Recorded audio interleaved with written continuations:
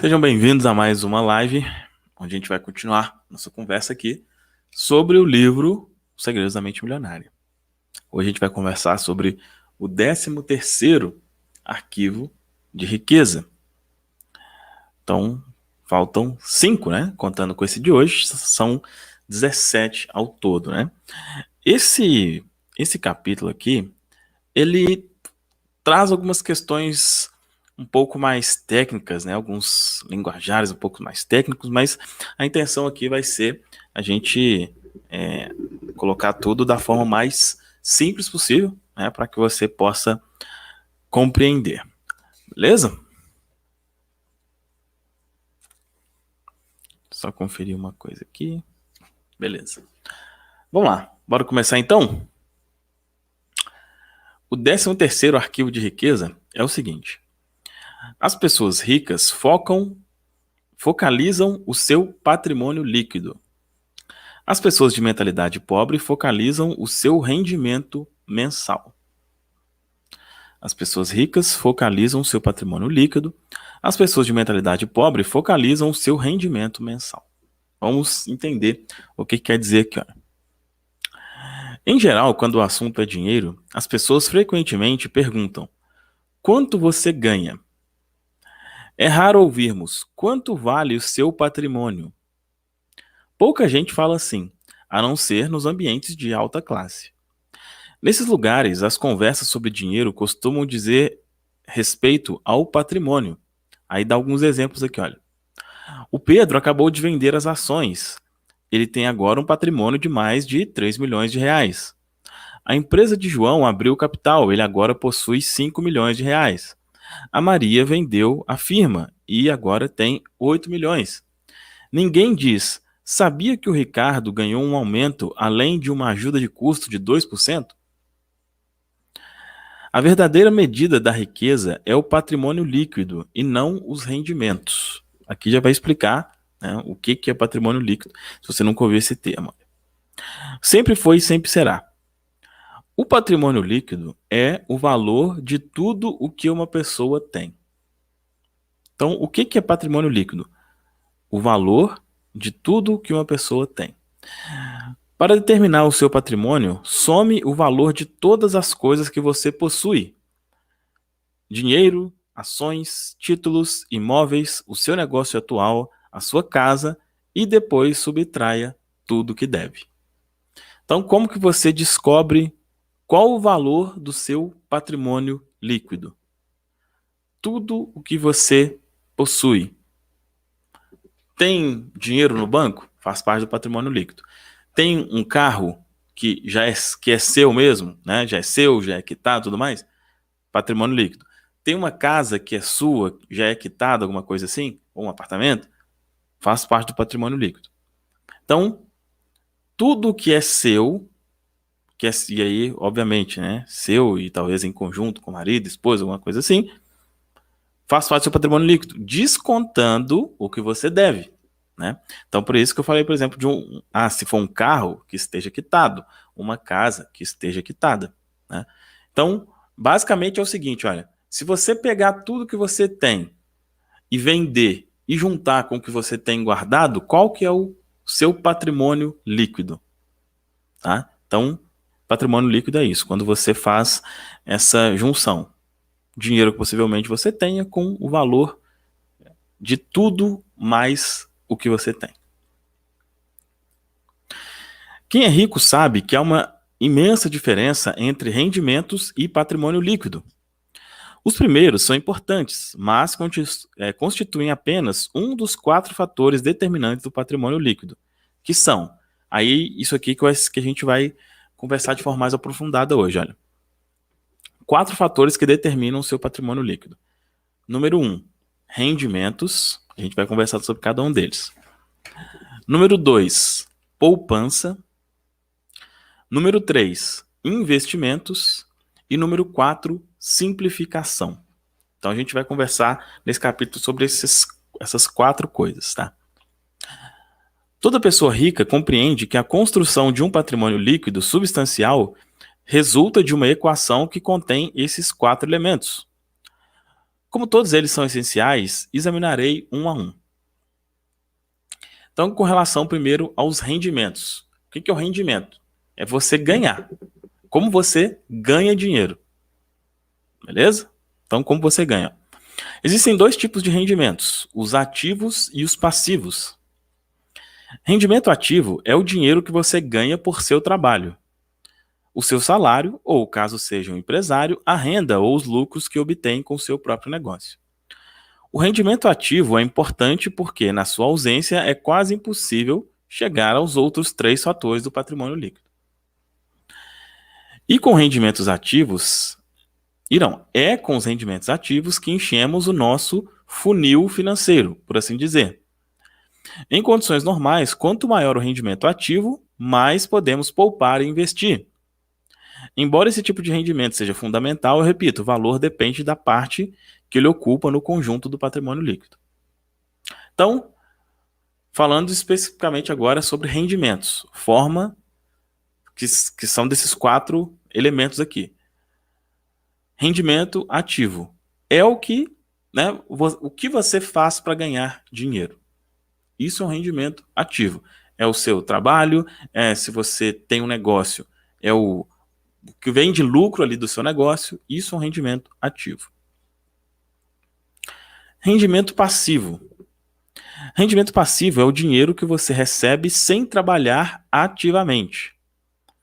Depois abordarei o rendimento passivo com mais detalhes. Por hora, considere-o como uma das fontes de abastecimento do seu funil financeiro, que pode ser usada para gastos, poupança e investimento. Então, quando ele fala de funil financeiro, pensa em um funil, né? Normalmente o funil é isso aqui ao contrário, né? É isso aqui ao contrário. Então, tem lá a boca do funil. Esse funil precisa ser alimentado, né?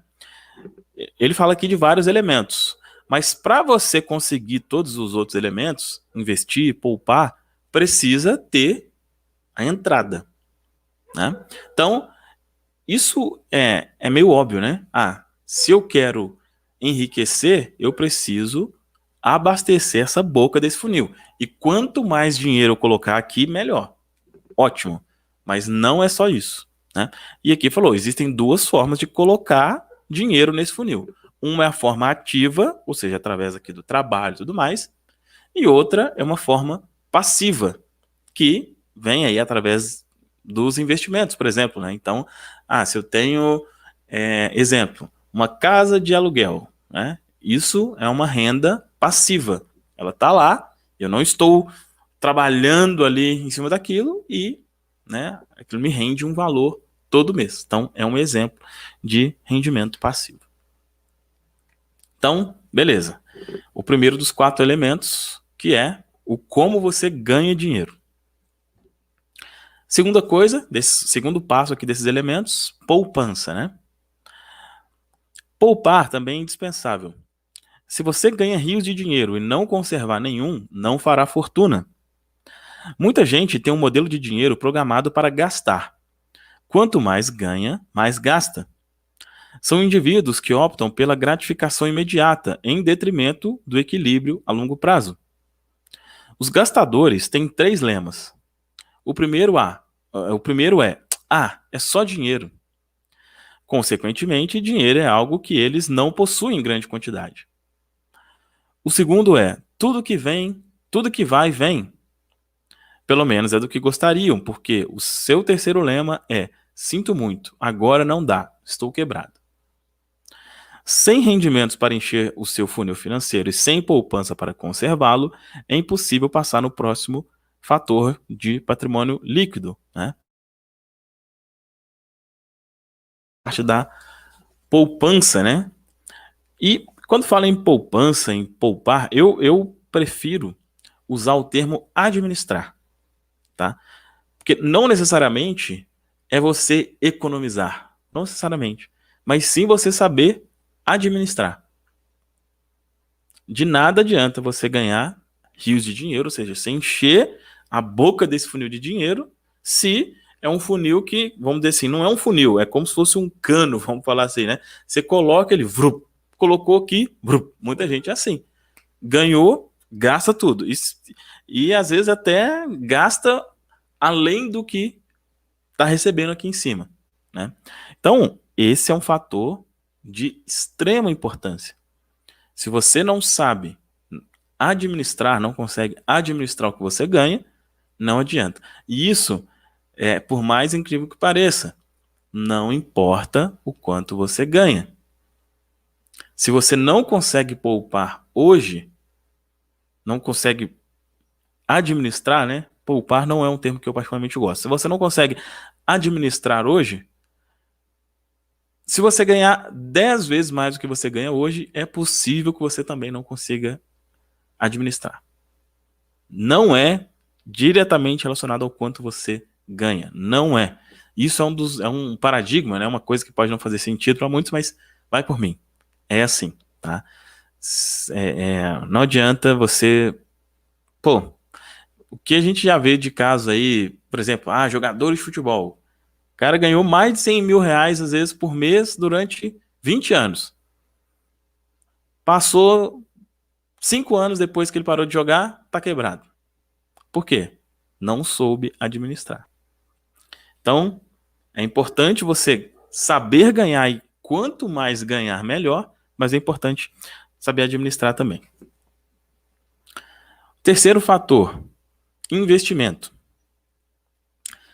Depois que tiver começado a poupar uma parte apropriada dos seus rendimentos, você pode chegar à etapa seguinte, fazer o seu montante de dinheiro aumentar por meio de investimentos. Em geral, quanto melhores os investimentos, mais rápido o dinheiro cresce e mais patrimônio líquido ele proporciona.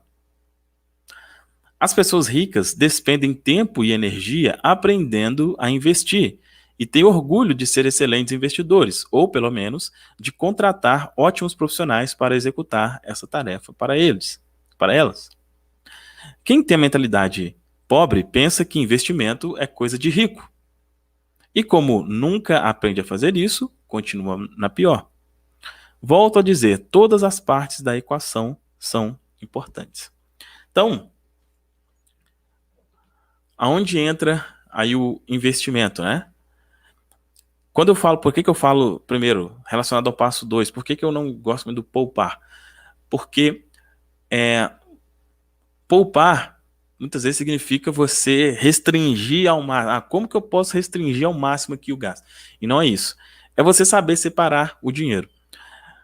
Tem um lema que é meio que óbvio, mas muita gente não consegue aplicar, que é o não gaste mais do que você ganha, né? Isso é óbvio, mas nem todo mundo consegue.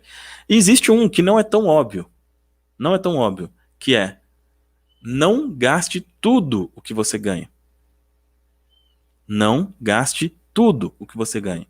Então, se você ganha R$ 1.000, você não deve gastar os R$ 1.000. Se você ganha R$ 2.000, você não deve gastar os R$ 2.000. Uma parte desse dinheiro deve servir para investimento. Investimento. O que é? É o fazer o dinheiro trabalhar para você, né? E aí, obviamente, existem N formas de investimento, existem formas mais conservadoras, como colocar o dinheiro na poupança. Antigamente era considerado um investimento, hoje em dia não é tanto, porque não rende praticamente nada, né? O dinheiro, se você colocar o dinheiro na conta poupança do banco, não rende absolutamente nada hoje em dia. Acho que é 0,2% ao mês, dá menos que a inflação, né? Não é, a poupança hoje não dá para se considerar um investimento, mas antigamente já foi, né? Já ouvi, né? Até pouco tempo atrás, a poupança acho que dava 0,5%, é um valor que pode ser considerado um investimento. Já teve tempo de dar 1%, já teve tempo aí, eu não lembro disso, né? Mas já ouvi pessoas falando que tinha gente que vendia a casa para colocar o dinheiro na poupança, porque rendia muito, né? Mas existem várias formas de investimento. E o que falou aqui que é bem interessante, né? Que olha, quem tem a mentalidade pobre pensa que investimento é coisa de rico, né? Não, mas pô, não vou pensar em investir. Sobra para mim R$ 50 por mês, você vai investir? Cara, vai. Primeiro que assim, olha, lembra, se você pensar como rico, você vai se tornar. Se você pensa que investir é coisa de rico, Quando você investe, o que acontece na sua mente? Opa, se eu estou investindo e para mim investir é coisa de rico, então eu sou rico. Por mais que possa não fazer sentido, a sua mente chega a essa conclusão, tá? Então, é bem inteligente, mesmo que seja um valor pequeno, você fazer isso nem que seja pela questão mental, tá? Pelo bem que mentalmente investir faz. E o quarto fator, né? O quarto fator do patrimônio líquido pode ser considerado o azarão do páreo. Pouca gente reconhece a sua importância para a criação da riqueza. Trata-se da simplificação. Ela caminha lado a lado com a poupança e requer o estabelecimento consciente de um estilo de vida que você dependa menos de dinheiro. Com a redução de seu custo de vida, aumenta a poupança e também a quantidade de dinheiro disponível para investir. Esse ponto da simplificação é uma coisa que eu concordo em partes. Isso é uma coisa que, na minha visão, é necessário ter sabedoria para isso, tá? O que quer dizer simplificar? O que é a simplificação? Basicamente, a pessoa conseguir viver com uma quantidade pequena de dinheiro, né? Só que isso pode ser um pensamento de escassez também, tá? Então, como que eu particularmente aplico isso, né? Procurar ganhar o máximo de dinheiro possível, saber, e essa parte da simplificação entra para mim diretamente na questão do saber administrar. Se você souber administrar, você não necessariamente precisa simplificar. O que muitas vezes você vai precisar é ganhar mais, tá? Como que eu vejo, por exemplo, essa questão da simplificação? É para você não... Por exemplo, vamos supor que hoje você ganha R$2.000. E aí você começa depois a ganhar R$5.000. E depois você ganha R$10.000. E depois você ganha R$20.000. O que muitas pessoas fazem? Eu ganho 2, gasto 2. Ganho 5, gasto 5. Ganho 10, gasto 10. Ganho 20, gasto 20. Não é o ideal. Como que eu penso isso, tá? Por exemplo, ganho 2, gasto 1.500. Ganho 5, gasto 4. Ganho 10, gasto 7. Ganho 20, gasto 13. Entende? Então, aqui quando falo em simplificação, na minha, não é você viver com o mínimo de dinheiro possível, porque para mim, isso está associado à escassez. A minha forma de simplificação nesse sentido é, se você ganha 20 mil, não viva com os 20 mil. Se você ganha 100 mil, não viva com os 100 mil. Entende? Então, é uma simplificação, mas que, né? Exemplo, né? Pô, eu ganho 100 mil por mês, mas eu vivo com 30 mil, né? E o restante, eu dou uma parte, eu ajudo uma parte e eu invisto a outra parte. Você está levando uma vida simples, baseado no quanto você poderia, sim. Tá? Então, esse é o meu conceito de simplificação. Então, só para reforçar quais são os 4 quadrantes aqui, né? Os 4 elementos. Só pegar o nome que ele usou aqui certinho. Rendimento, ou seja, aquilo que você recebe. Existem 2 formas de receber, de forma ativa e de forma passiva. Isso é uma das coisas que a maioria das pessoas tem o foco, e é uma coisa excelente de você realmente ter foco nisso, mas não dá para esquecer as outras coisas. Que é, ele fala aqui, poupança, eu chamo de administração, né? Que é conseguir lidar bem com esse dinheiro que você ganha. Terceira coisa, investimento, que está diretamente ligado a essa questão da administração. Do quanto você ganha, uma parte vai para render, para gerar mais, e você receber de forma passiva. E a simplificação é você não ir subindo sempre, ganhou 5, gasta 5, ganhou 10, gasta 10. Então, você pode ir subindo, mas não completamente. Tem um exemplo excelente com relação a isso. Eu estava vendo acho que foi uma live mesmo, do Wendel Carvalho, não sei se você conhece. é um cara que eu gosto bastante, né? E é uma referência nesse nicho de desenvolvimento pessoal aqui no Brasil. E ele estava comentando, posso falar isso abertamente, porque ele falou isso abertamente em uma live. Ele falou: olha, eu pago hoje R$ 40.000 de aluguel em um apartamento. Ele mostrou que é no Rio de Janeiro, de frente para a praia, um apartamento gigantesco e tal. Eu pago R$ 40.000 de aluguel. Isso não é simples, né? Falou, nossa, isso é. Mas ele falou, cara, mas eu faço de lucro 1 milhão por mês. Entende? Eu faço de lucro 1 milhão por mês. Se ele faz 1 milhão por mês, R$ 40.000 não é nem 5%. Entende? Então, é, isso aí, entenda o conceito, né? Claro que eu vi isso assim, mas isso não é simples. Cara, dentro do quanto se ganha, é simples, né? Por quê? Vamos supor, às vezes a pessoa ganha R$ 1.000 e paga um aluguel de R$ 500. Então ela está pagando 50% daquilo que ela ganha, ela está pagando de aluguel. Se ele fosse pagar 50%, ele pagaria R$ 500.000 por mês de aluguel. Entende? Então, dentro do que a pessoa ganha, pode sim ser considerado uma simplificação. Continuando.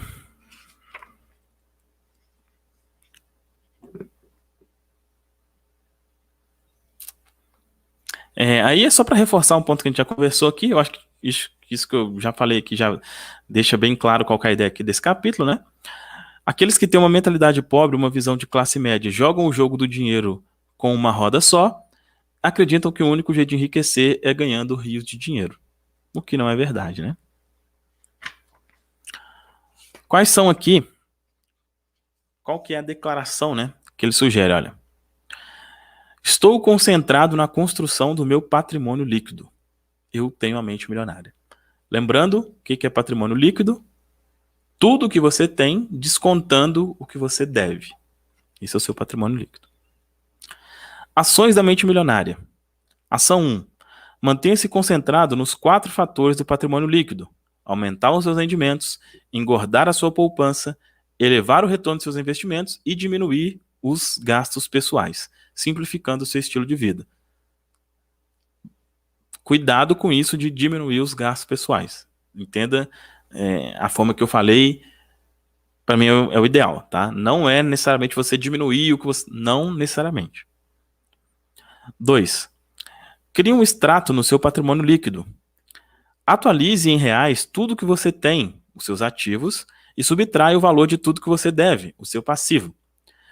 Comprometa-se a monitorar e revisar trimestralmente esse extrato. Repito, por força da lei do foco, tudo aquilo que você cuida cresce. 3. Contrate um consultor financeiro bem-sucedido que trabalhe para uma firma conhecida e conceituada. A melhor forma de encontrar um excelente especialista nessa área é pedir referência a amigos e parceiros. Então, dependendo do valor, né, do seu patrimônio, você pode, inclusive, fazer isso. Contratar alguém para te auxiliar com isso. Ó, me ajuda aqui, como que eu cresço aqui financeiramente, né? Existem várias empresas, pessoas, consultores que fazem isso, ficam lá com um pequeno percentual, mas que boa parte das vezes vale a pena, né? Ou você pode investir no seu conhecimento mesmo para você fazer isso, né? É uma coisa que, ainda mais hoje com a internet, tá tudo, as informações estão todas aí, né?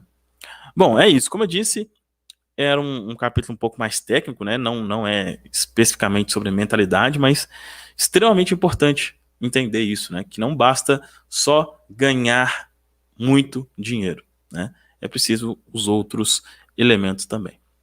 Beleza? Lembrando que abaixo tem 2 links. Forma mais simples, fácil e rápida de programar sua mente para prosperar. Link aqui na descrição. Segundo, Mensageiro Próspero. Como você pode fazer uma renda extra ou até principal divulgando vídeos como esse daqui. Tem um link na descrição também. Beleza? É isso. Final de semana a gente não tem aqui a nossa conversa. Na semana que vem a gente volta, segunda-feira. Beleza? É isso. Abraços. Até semana que vem. Tchau, tchau.